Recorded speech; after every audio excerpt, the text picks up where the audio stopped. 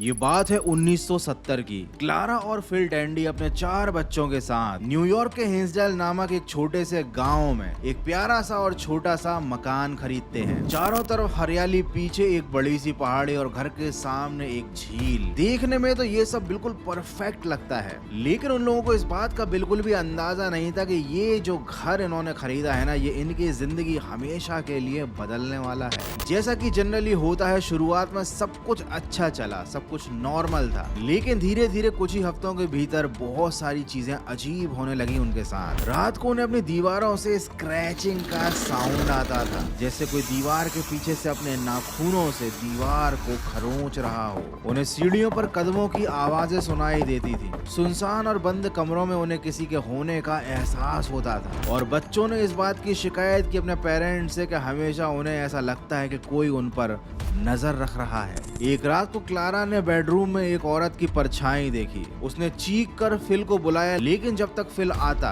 वो परछाई वहां से गायब हो चुकी थी। उन्होंने सोचा कि शायद ये उनका भ्रम होगा, लेकिन अगली सुबह कुछ ऐसा हुआ जिन्होंने उनको सोचने पर मजबूर कर दिया। उनके सबसे बड़े बेटे की पीठ पर खरोंच के निशान थे, और ये उनका कोई भ्रम नहीं था। लेकिन इस फैमिली ने उस घर को छोड़कर भागने की कोशिश नहीं की, बल्कि इन्होंने कुछ और ही दिमाग लगाया। इन्होंने घर का रिनोवेशन स्टार्ट किया। इनको लगा था कि शायद रिनोवेट करने से घर के अंदर की आत्माएं भाग जाएंगी, लेकिन हुआ तो कुछ और ही। जब घर की दीवारों को तोड़ा गया तो दीवारों के बीच में उन्हें ऐसा सामान निकलता हुआ दिखाई दिया जिसे देखकर इनके पसीने छूट गए। पेंडुलम वाली बड़ी बड़ी घड़ियों के पुर्जे दफन किए गए थे दीवारों के अंदर। पता नहीं ऐसा क्यों किया गया था। बहुत सारे कमरों की दीवारों को जब तोड़ा गया तो उनके अंदर जड़ी बूटियों से भरे हुए थैले भरे थे, और साथ ही उनको बहुत सारे पुराने कागज मिले जिन पर अजीब भाषा में कुछ लिखा हुआ था, जैसे कि कोई तांत्रिक मंत्र। जिस कमरे में उनके बच्चे सोया करते थे उसके फर्श को जब खोदा गया तो उसके नीचे